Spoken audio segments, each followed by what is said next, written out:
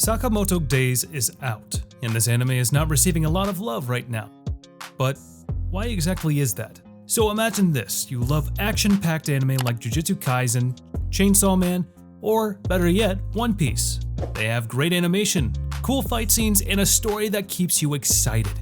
You're waiting for the next big thing, but then Sakamoto Days, one of the most anticipated manga, comes out with an anime adaptation, and instead of being praised, fans can't stop talking about how disappointing it is.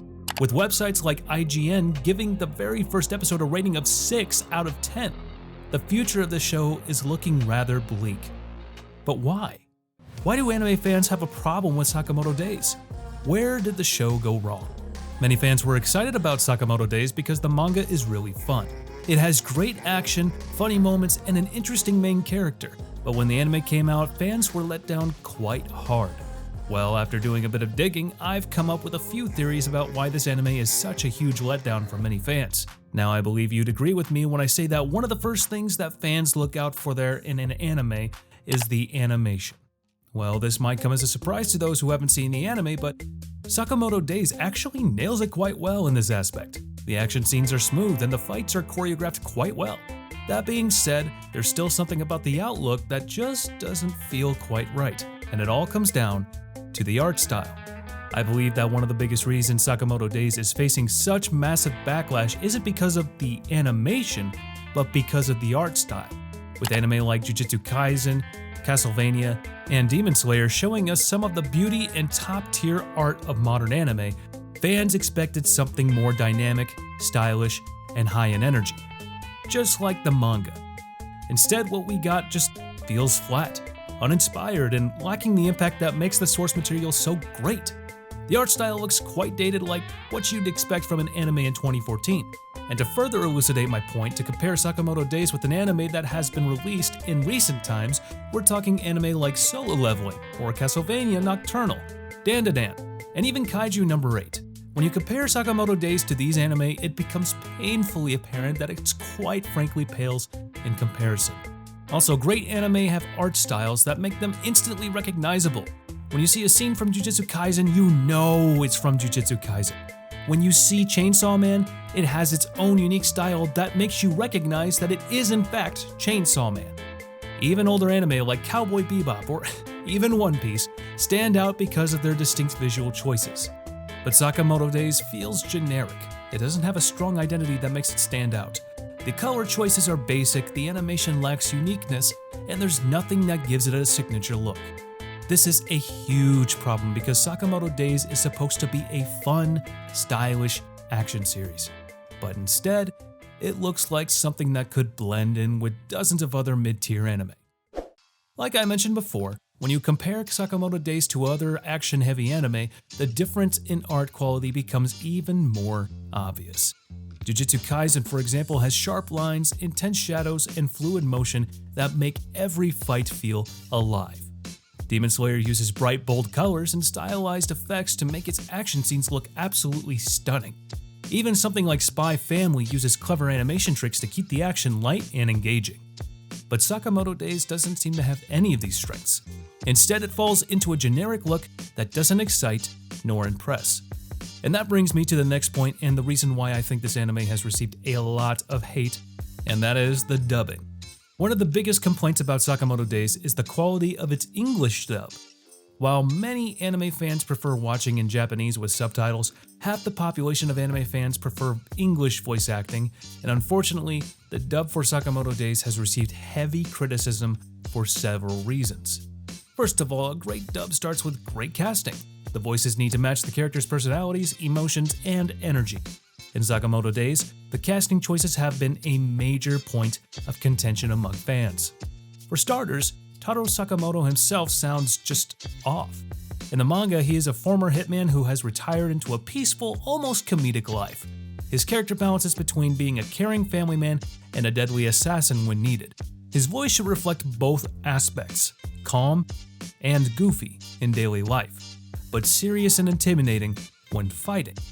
However, in the English dub, his voice just feels too monotone, lacking the depth needed to sell these contrasts. Other characters also suffer from similar miscasting.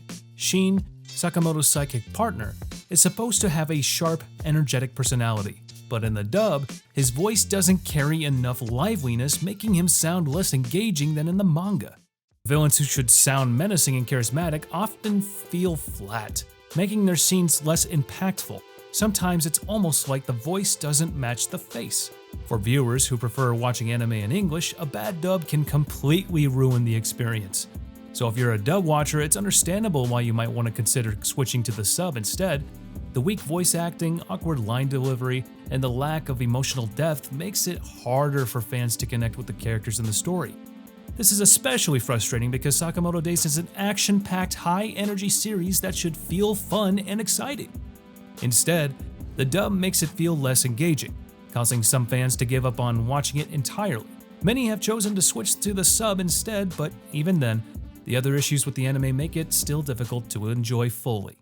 And that brings me to my third theory, which is the pacing. One of the biggest reasons Sakamoto Days is struggling to win over anime fans is its unusual pacing choices.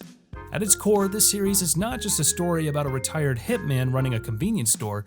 Much like how Spy Family is more than just a story about a fake family of spies and assassins, Sakamoto Days thrives on its character interactions and comedic moments. But instead of embracing this, the anime's pacing is cutting out key moments that made the manga so beloved in the first place. Right from the start, the anime adaptation makes a controversial choice, skipping chapters 2 and 3 entirely. At first glance, this might not seem like a huge deal. After all, episodes 1 and 2 feel naturally connected. But what many anime-only viewers don't realize is that a big chunk of the story was removed between them. Chapters 2 and 3 focused on the early relationship between Sakamoto and Shin as they adjust to working together at the convenience store. These aren't just filler, they establish the dynamic between the main characters and show how Sakamoto's hitman past clashes with its present life. Instead of adapting these chapters, the anime jumps straight from chapter 1 to chapter 4. But why? The easy conclusion is that the anime is trying to rush into the action. Maybe the studio thought it needed to introduce more main characters as fast as possible. But this decision comes at a cost, losing the heart of what makes Sakamoto Days stand out. One of the biggest losses from skipping chapters 2 and 3 is the proper introduction of the family rules concept. A crucial part of Sakamoto's character is that he doesn't kill because his wife forbids it. This isn't just a side detail, it's a core theme that defines his struggles and decisions throughout the story. In other words, this is the why of the story. In the skipped chapters, we see this rule introduced naturally as part of his everyday interactions with Shin. The anime does attempt to include this theme in episode 2, but in a much more rushed way. Instead of letting it develop gradually, we get a quick moment where Sakamoto looks at Shin and says, "divorce," as a shorthand for why he doesn't kill. Later on in the episode, we get a flashback where Sakamoto, covered in blood, brings a gift to his wife Ai, only for her to throw herself off a railing to prove a point, that everyone he kills has someone who cares about them. While this scene is powerful, it would have had even more impact if it had been properly set up with the original chapters. By skipping these moments, the anime sacrifices the slower character building that made the manga's emotional beats so effective. Another consequence of skipping these chapters is that we lose the introduction of Officer Noah, a character who plays a role later in the story. The manga gives every character, even side characters, time to develop. But by removing him entirely, the anime is already making choices that may affect future arcs. If the anime continues this trend of cutting out content, it raises the question: how much of the story will actually be adapted?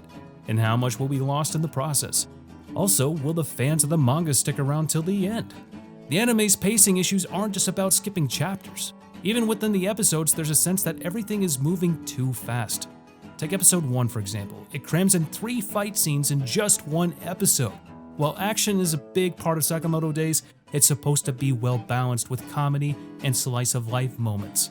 The manga lets fights breathe, making them feel more dynamic and exciting.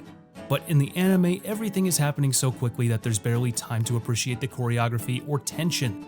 And episode 2 does the same thing, jumping right into a full-on battle in Chinatown where Sakamoto, Shin, and Lu take on an entire army of Triads. Instead of easing into the action, the anime is speeding ahead at full throttle, trying to reach the bigger fights as soon as possible. But perhaps the biggest problem with this rushed pacing is that it changes the tone of the series. Like I said before, at its core, Sakamoto Days is not just another retired hitman story. There are plenty of those, such as John Wick, Back in Action, and many others. What makes Sakamoto Days unique is its blend of comedy, heart, and action. The fun, everyday moments where Sakamoto struggles with running a store while keeping his past hidden are just as important as the fights. By cutting out the quieter, comedic moments and focusing only on the action, the anime is stripping away what makes Sakamoto Days special. Instead of embracing its unique identity, it's being turned into a more generic shonen anime, one that prioritizes fights over character depth. Right now, it's unclear whether the anime will continue to skip important content. If it keeps rushing through the story, we could see even more character moments, world building, and side plots getting left behind. The concern is that Sakamoto Days is being adapted in a way that prioritizes mass appeal over staying true to the source material. By cutting out early comedic moments and focusing only on action, it risks alienating fans who love the manga for its balance of humor and heart. Anyways, those are my 3 theories about why this anime is struggling so much. Let me know in the comments down below what you think is wrong and why this anime is struggling so much. Also, if you made it this far, don't forget to like this video, and don't forget to subscribe to the channel, and press on that bell icon. It set us all to be notified about all our latest new videos. And as for now, I'll catch you later. See you in the next one.